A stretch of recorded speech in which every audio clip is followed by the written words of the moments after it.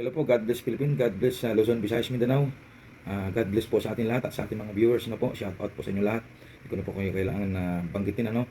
Ah, Nandito naman si Joaquin Magar Jr. upang magbahagi po ng mukbang vlog, no? Magmumukbang naman tayo ngayon.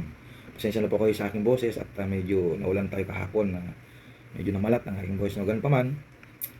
Tuloy pa rin natin ang pagmumukbang. Ang aking ulam ay ito po yung niluto ko kahapon na pinaksiw na isda na may pork belly, no? At ito po isang eksperimento, no? Na wala namang masama po. Mag-experiment tayo ng luto, no? Malay nyo kung ito'y mag-click, no? At ano. So ito naman yung luncheon meat na ano, no, na niluto ko. So yun nga po, maraming salamat po sa ating mga taga-subaybay sa ating channel, no? Meron po akong YouTube channel. Sana po i-subscribe nyo po, like and share, no? So ganun din po ang ating page. Ulit ko po, Joaquin Magar Jr. po. Ang aking gagawin ay mukbang, no? Kakain tayo. So bago tayo kakain, manalangin po na tayo. Sa nama, Nax, Kuto, Santo, Amen. Lord, maraming salamat po sa pinaggalot mong biyaya at sa pagkain na ito. Pagamat maraming tao pong maraming pagkain, ngunit wala po silang ganang kumain.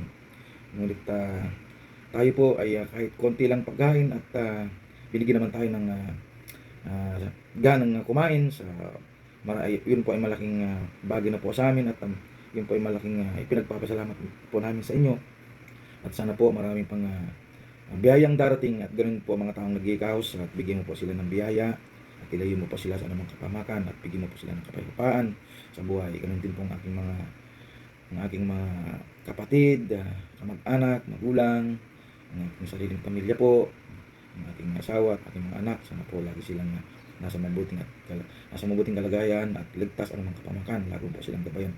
Maraming salamat po. In Jesus' name, Amen. So, ito na. Umpisa na po natin ng kumain. So, ito na. Umpisa na natin. Walang intro-intro, no? Sarap. Wow! Ito po yung niluto ko kahapon na wala nang sabaw.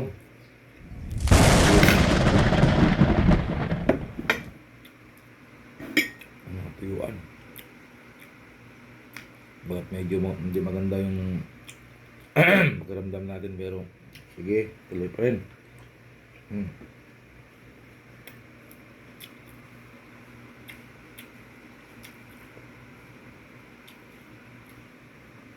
Guys, mga idol, tuloy natin ang buhay. Ano man ang gusto natin gawin na ikinasisiya ng ating buhay, gawin natin. Huwag lang tayo makaapak ng ibang tao, ng kapwa na sila'y masaktan. Yun ang iniiwas natin, no? So, ano yung mga bagay na nakakatulong sa kapwa mo at nakakabuti sa'yo,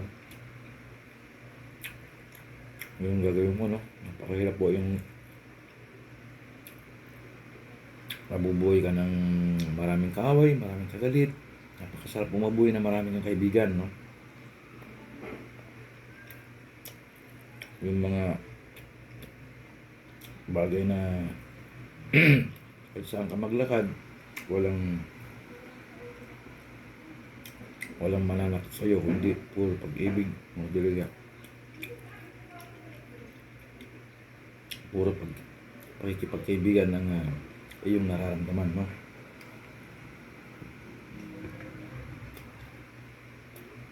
Hindi naman tayo perfecto, pero sana bago gumawa tayo ng hakbang na pwedeng makapanakit sa iba, sa alang-alang natin yung magiging resulta.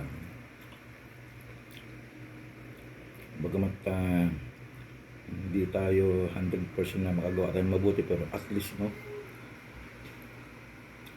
At least nakakalamang yung nagagawa natin mabuti, no? Kung pwede mong gawin 90%, hindi mas mabuti, ano?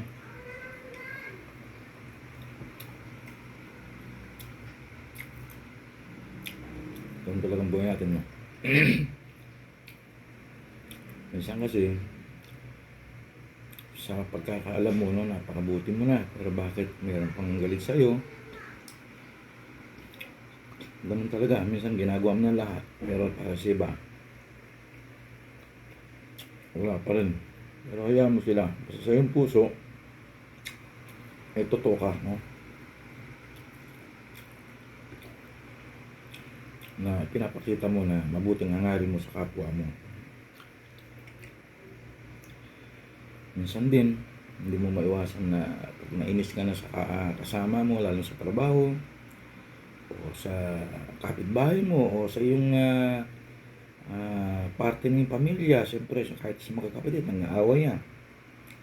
Kaya lang, pagkatapos nun, wala na, no? Napakahirap po yung magtanim ng sama na loob.